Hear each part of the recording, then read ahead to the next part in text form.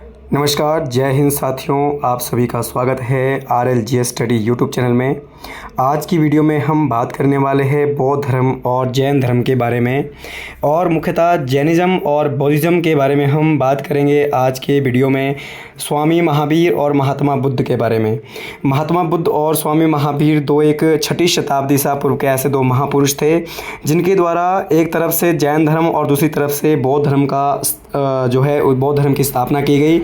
और इनके द्वारा भारत में ही नहीं बल्कि भारत से बाहर भी इन धर्मों का आपका प्रचार प्रसार किया गया, और भारत में विभिन्न शासकों के द्वारा इन धर्मों को संरक्षण प्रदान करके इसका जो प्रचार है वो भारत की सीमा से बाहर भी किया गया। तो आज हम बात करने वाले हैं इस वीडियो के अंदर मुख्यतः जैन धर्म के बारे में और स्वामी महावीर के जीवन के बारे में, और उनके द्वारा किए गए महत्वपूर्ण जैन धर्म के संदर्भ में उनके जो महत्वपूर्ण प्रयास है उनके बारे में हम बात करने वाले हैं।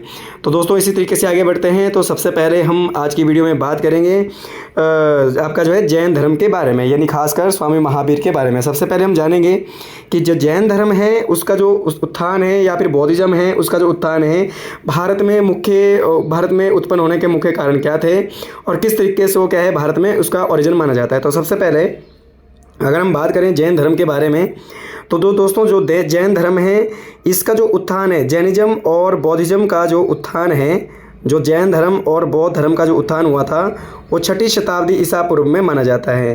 ठीक है, कब माना जाता है? 6वीं शताब्दी ईसा पूर्व को माना जाता है। यानी जैनिज़्म और बौद्धिज़्म का जो ओरिजिन माना जाता है वो 6 शताब्दी ईसा पूर्व को माना जाता है, क्योंकि इस काल में दो जो महापुरुष थे उनका जन्म हुआ, जिनमें एक थे स्वामी महावीर और दूसरे थे महात्मा बुद्ध।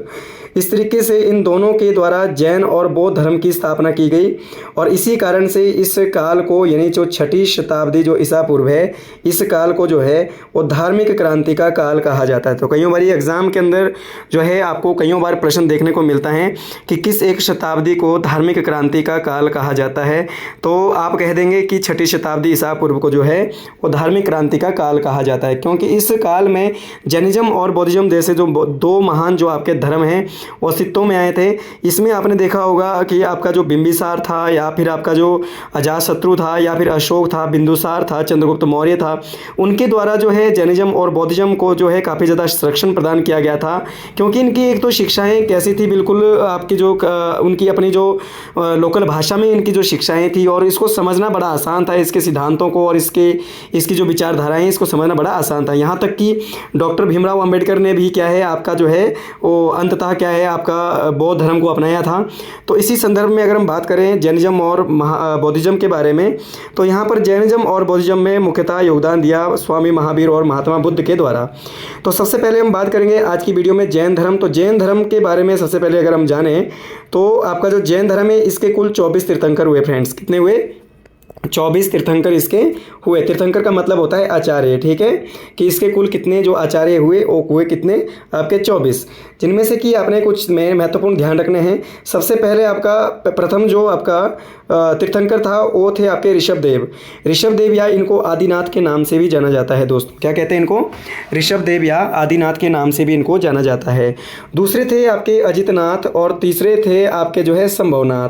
फर्स्ट के 3 आपने याद रख लेने हैं। पहले कौन से थे? आपके ऋषभदेव, दूसरे कौन से थे? अजितनाथ, और तीसरे कौन थे? संभवनाथ।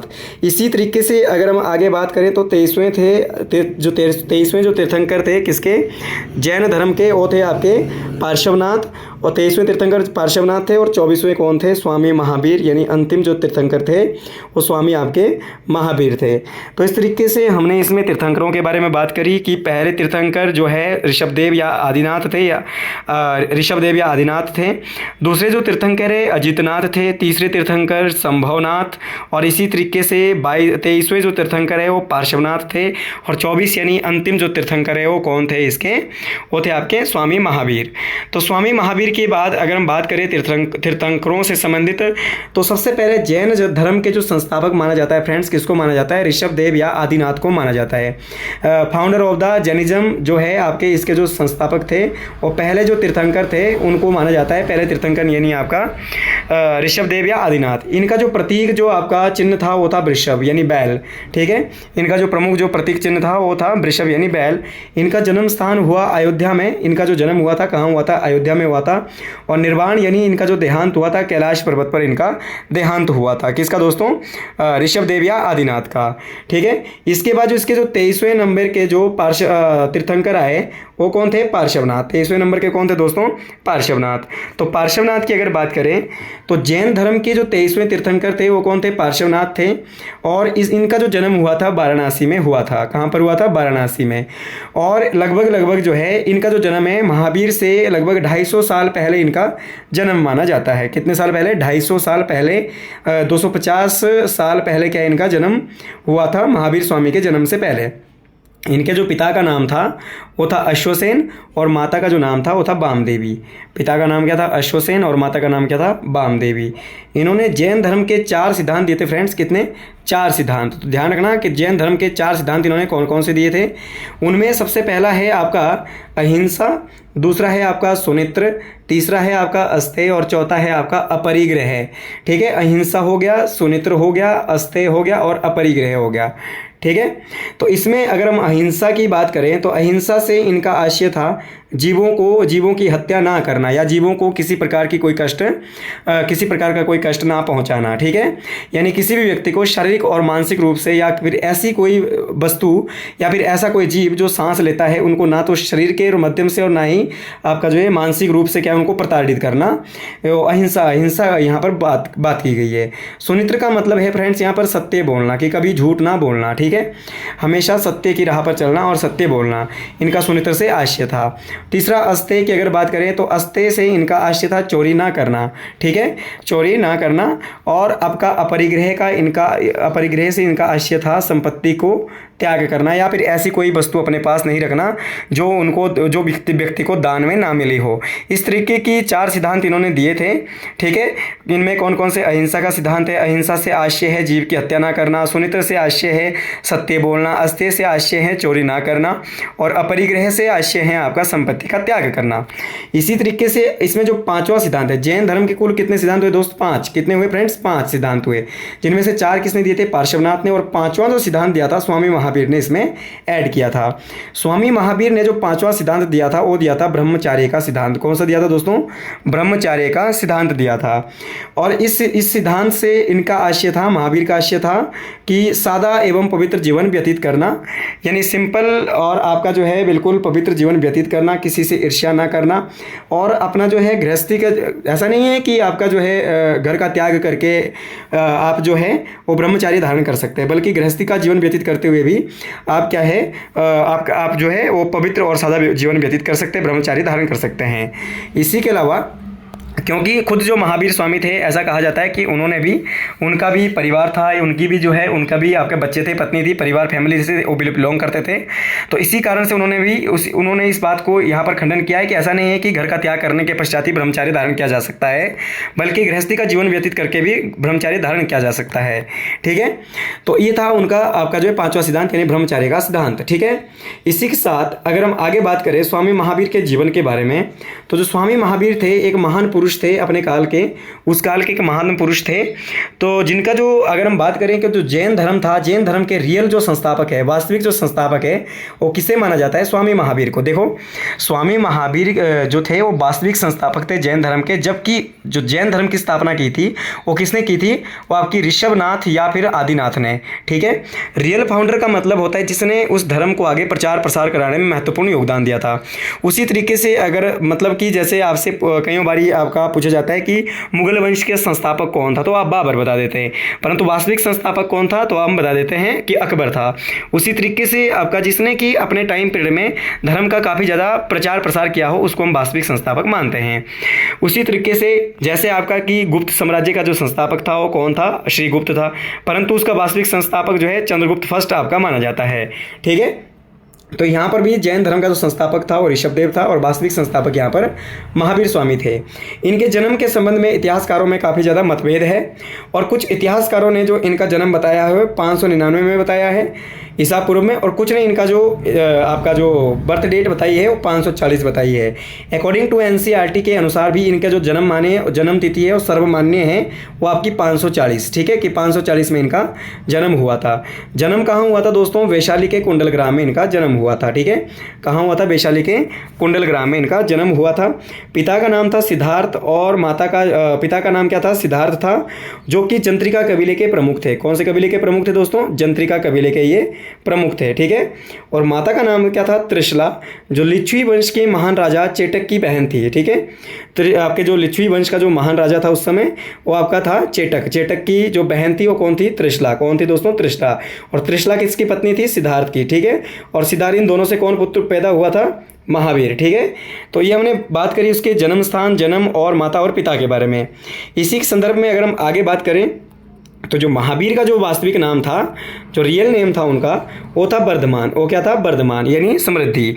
क्योंकि जब इनका जन्म हुआ, महावीर का जन्म या वर्धमान का जो सिद्धार्थ और त्रिशला से ये बालक पैदा हुआ, तो ऐसे समय में जो जंत्रिका कबीला है वो अपनी चरम सीमा पर, आपका जो है चरम सीमा पर था और काफ़ी ज़्यादा उसका जो है काफ़ी ज़्यादा विकास उसने किया हुआ था उस समय।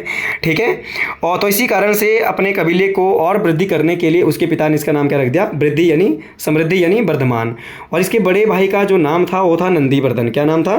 नंदीवर्धन। इसी किस तरीके से बाल्यकाल में जो महावीर स्वामी थे, जब वो आपके क्या है छोटे थे या फिर बाल्य अवस्था में थे, तो देवी शक्ति के कारण उनमें जो है उनका जो नाम है बचपन से ही महावीर हो गया था। ठीक है, बचपन में उनके साथी उनको महावीर का जो है नाम दे दिया था। धार्मिक ग्रंथों और धार्मिक प्रवृत्ति से इनका जो ध्यान सांसारिक कार्यों में संलग्न करने के लिए क्या है, उनका विवाह करवाया जाता है यशोदा नामक कन्या से। ठीक है, इनका जो ध्यान है वो सांसारिक कार्यों में लगाने के लिए जो इनका जो विवाह करवाया जाता है यशोदा नामक एक लड़की से, आपकी महिला से क्या है इनका विवाह करवाया जाता है, कन्या से इनका विवाह करवाया जाता है। तो इनकी पत्नी का नाम था यशोदा। ठीक है, और अतः कुछ समय पश्चात इनकी एक पुत्री हुई थी जिसका नाम था प्रियदर्शना या फिर अनोजा। क्या नाम था दोस्तों? प्रियदर्शना या अनोजा। तो महात्मा जो स्वामी जो महावीर थे उनकी जो पत्नी का नाम था यशोदा था और पुत्री का नाम क्या था? प्रियदर्शना या अनोजा। और आगे चलकर यही जो अनोजा या प्रियदर्शना है, इसका जो विवाह जब करवाया जाता है तो एक व्यक्ति से करवाया जाता है जिसका नाम था जामिल। क्या नाम था? जामिल। तो जामिल नामक व्यक्ति से इसका विवाह करवाया जाता है महावीर की पुत्री का, जो आगे चल के महावीर का पहला शिष्य बनता है। तो इसी तरीके से महावीर का पहला शिष्य था जामिल, और आपका साथ में जो जामिल था ये अनोजा या प्रियदर्शना का हस्बैंड या पति थे। और उसी तरीके से जो वर्धमान था वो महावीर का वास्तविक नाम था। पिता का नाम था सिद्धार्थ और माता का नाम था त्रिशला। ठीक है, तो इसी तरीके से आपने बात ध्यान रख लेनी। और पत्नी का नाम क्या था? यशोदा। तो इसी के तरीके से अगर हम आगे बात करें तो आगे बात करते समय अगर हम बात करें महावीर के बारे में, तो स्वामी जो महावीर जब ये 30 वर्ष के हुए तब इनके माता पिता का देहांत हो चुका था। मतलब 30 वर्ष के जब ये हुए, जब तक ये 30 साल के हुए तब तक इनके माता पिताजी का स्वर्गवास हो चुका था। और इन्होंने बड़े भाई नंदीवर्धन की आज्ञा लेकर क्या है, इन्होंने क्या है घर को त्याग करना या फिर आपका जो सत्य ज्ञान की प्राप्ति के लिए घर को त्याग करने की जो इच्छा से क्या है इनकी परमिशन ली और घर का त्याग कर दिया। तो कितने वर्षों में घर त्याग किया दोस्तों? 30 वर्ष में। ठीक है, और इसके पश्चात जब इन्होंने गृह त्याग किया तो घर त्याग करने के पश्चात ये पहुंचे जरिम्बिक ग्राम और रिजुपालिका नदी के किनारे प्लस आपका साल वृक्ष के नीचे इन्होंने लगातार 12 वर्षों तक कठिन तपस्या करी। ठीक है, तो जब इन्होंने घर का त्याग किया तब ये जो है एक जगह है जरिम्बिक ग्राम, रिजुपालिका नदी और साल वृक्ष के नीचे इन्होंने लगातार 12 साल तक कठिन तपस्या करी, भयंकर तपस्या करी। और अंततः जब ये 12 साल के पश्चात जब इन्होंने तपस्या करी तो 12 वर्ष के पश्चात इनको सत्य ज्ञान की प्राप्ति होती है। यानी तब वो कितने तक 30 वर्ष में घर छोड़ा था और 12 साल तक तपस्या करी, तो कितने साल के हो गए? 42। तो अंततः 42 वर्ष की आयु में इनको क्या है सत्य ज्ञान की प्राप्ति हुई। और इसी कारण से जिन कहला है, निर्ग्रंथ कहला है, यानी जिनका मतलब होता है इंद्रियों के विजेता, जिन्होंने इंद्रियों को जीत लिया है या फिर जिन्होंने इंद्रियों को अपने वश में कर लिया हो। ठीक है, तो इसी कारण से वो एक महान उपदेशक कहलाए और महान संत आपके जो है हो गए। तो इसी तरीके से जो महावीर स्वामी थे उनको ज्ञान प्राप्त हुआ कहाँ पर? जरिम्बिक ग्राम में। नदी कौन सी? रिजुपालिका नदी। और वृक्ष कौन सा? साल वृक्ष। और कितने वर्ष में आयु, कितनी वर्ष की आयु में ज्ञान प्राप्त हुआ? 42 वर्ष की आयु में। और जबकि गृह त्याग किया था इन्होंने 30 वर्ष की आयु में। ठीक है, इसी के साथ अगर आगे हम बात करें महावीर के बारे में, तो महावीर जो थे इनका जो पहला जब इनको ज्ञान प्राप्त हो गया था तो इन्होंने जो पहला उपदेश दिया वो दिया राजगृह में। कहाँ पर दिया दोस्तों? राजगृह में दिया। और राजगृह के एग्जैक्ट अगर जगह पूछे विपुलव पर्वत पर, ठीक है। और किस भाषा में दिया? प्राकृत भाषा में दिया था, ठीक है। किस भाषा में दिया था? प्राकृत भाषा में दिया था। तो इस तरीके से ही हमने बात करी स्वामी महावीर के आपके जो है जीवन के बारे में, और इनको जो है किस तरीके से गृह त्याग इन्होंने किया था, और किस तरीके से इनको जो है ज्ञान की प्राप्ति हुई थी, और कहाँ और किस स्थान पर इन्होंने ज्ञान को प्राप्त किया था और सत्य को प्राप्त किया था। दोस्तों, अगर आपको वीडियो सही लगी है, अच्छी लगी हो, तो एक बार वीडियो को लाइक कर लीजिएगा, चैनल को सब्सक्राइब जरूर कर लीजिएगा, और अन्य साथियों को भी जो है चैनल वीडियो आपके शेयर कर लीजिएगा।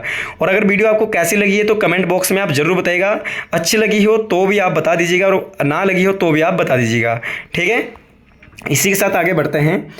इन्होंने जब इनको पहला उपदेश दे दिया तो पहला उपदेश कहाँ पर दिया? इन्होंने प्राकृत भाषा में दिया, विपुलव पर्वत राजगृह में अंदर इन्होंने पहला उपदेश दिया था। इसके बाद लगभग 30 वर्ष तक इन्होंने धर्म का प्रचार किया।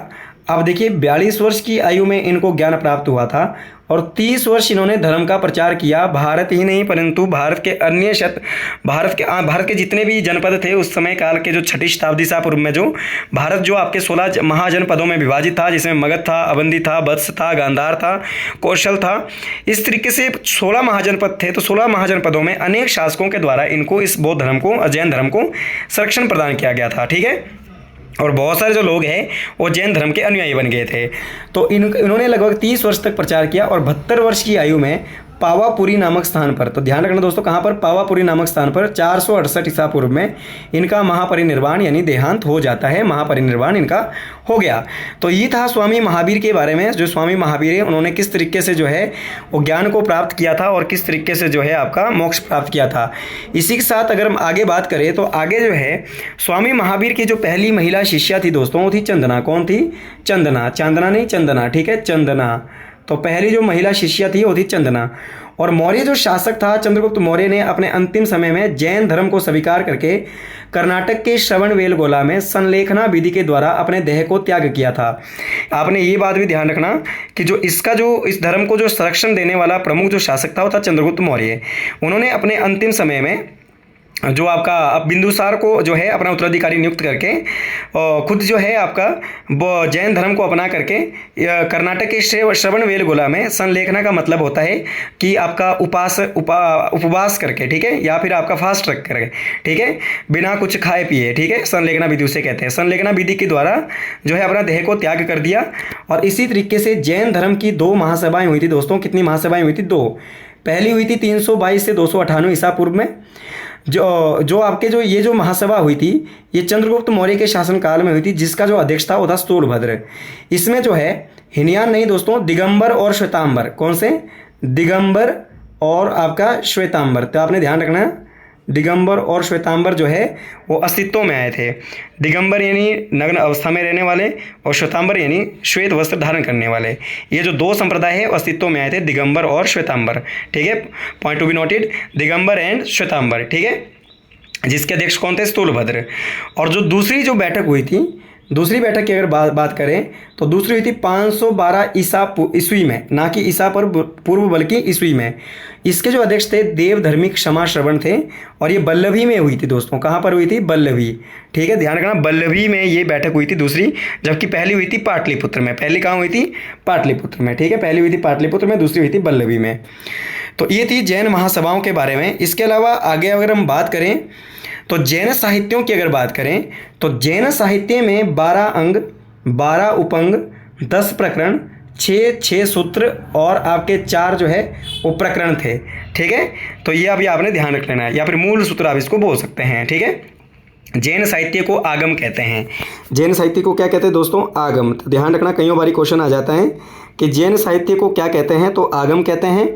और जैन साहित्य इन आगम में 12 अंग है, 12 उप अंग है, 10 प्रकरण हैं, 6 सूत्र हैं और 4 आपके मूल सूत्र या प्रकरण हैं।